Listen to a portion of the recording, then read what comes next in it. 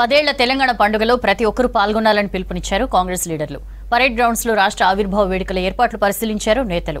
Phone tapping కేసులో ప్రధాన బాధ్యుడు కేసీఆర్ అని ఆరోపించారు. గతంలో ఏపీ సినిమాలకు పన్ను మినహాయింపు ఇచ్చిన బీఆర్ఎస్ ఇప్పుడు కీరవాణి గురించి మాట్లాడడం విడ్డూరంగా ఉందని విమర్శించారు. మరోవైపు పండించిన ప్రతి గింజను ప్రభుత్వమే కొనుగోలు చేస్తోందని, ఖరీఫ్ సాగుకు కావాల్సిన విత్తనాలు అందిస్తామని రైతులకు భరోసా ఇచ్చారు లీడర్లు.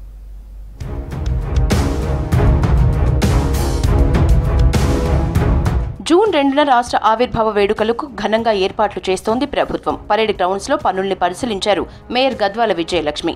MLC Balmuri Venkat, deputy mayor Moti Srilatha Reddy, Congress నేత రోహిత్ రెడ్డితో కలిసి పనులు పరిశీలించారు. అధికారులకు పలు సూచనలు చేశారు. సభా ప్రాంగణంలో ఎలాంటి లోటుపాట్లు లేకుండా అన్ని శాఖల అధికారులు సమన్వయంతో పనిచేయాలని సూచించారు.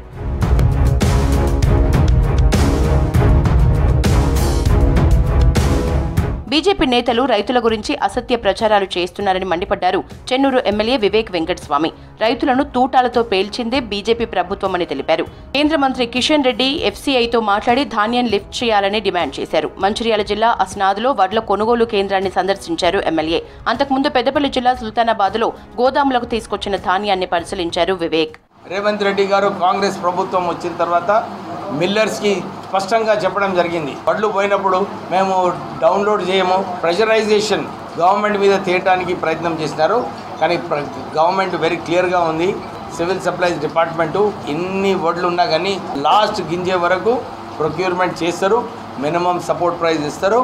వారికి ఖాతాలలో 3rd day 4th day payment రాష్ట్ర ప్రభుత్వం ఇస్తుందని చెప్పి రైతులకు అందరికీ మళ్ళొకసారి భరోసా ఇస్తుంది. ఫోన్ ట్యాపింగ్ కేసులో ప్రధాన బాధ్యుడు కేసీఆర్ అని ఆరోపించారు కాంగ్రెస్ ఎమ్మెల్సీ జీవన్ రెడ్డి. స్వయం కృతాపరాధం వల్లే కేసీఆర్ అధికారం కోల్పోయారన్నారు. గతంలో ఆంధ్ర సినిమాలకు పన్ను మినహాయింపు ఇచ్చిన బీఆర్ఎస్ ఇప్పుడు రాష్ట్ర గీతానికి కీరవాణి సంగీతం అందిస్తే తప్పు పట్టడం విడ్డూరంగా ఉందన్నారు జీవన్ రెడ్డి.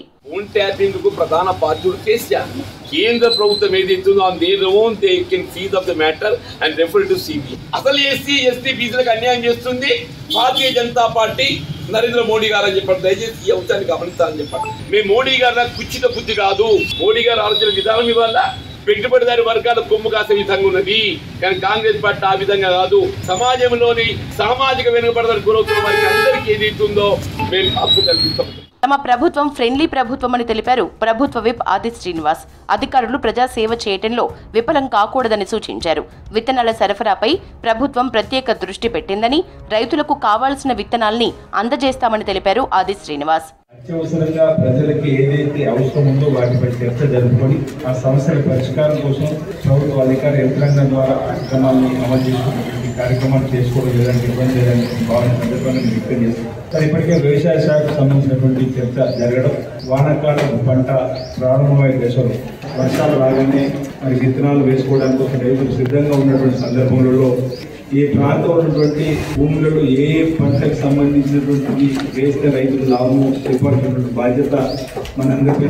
తెలంగాణ ఇచ్చింది సోనియమ్మ అని, సోనియమ్మను అందరూ తెలంగాణ తల్లిగా భావిస్తారని తెలిపారు కాంగ్రెస్ నేత అద్దంకి దయాకర్. సోనియాను గౌరవించాలని జూన్ 2న రాష్ట్ర ఆవిర్భావ వేడుకలకు ఆహ్వానించామని చెప్పారు. కేసీఆర్ తెలంగాణ బాపు కాదు, బీఆర్ఎస్ బాపు అని విమర్శించారు అద్దంకి.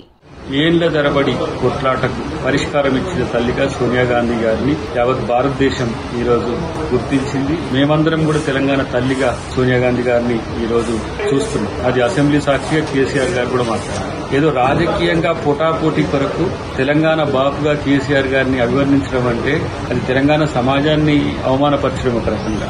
ఆయన టీఆర్ఎస్ బాపు. రాష్ట్ర ఆవిర్భావ దినోత్సవ ఏర్పాట్లలో బిజీగా ఉన్నారు కాంగ్రెస్ నేతలు. మరోవైపు ధాన్యం కొనుగోలు, విత్తనాల సరఫరాపై ప్రతిపక్షాలు దుష్ప్రచారం మానుకోవాలని హెచ్చరిస్తున్నారు.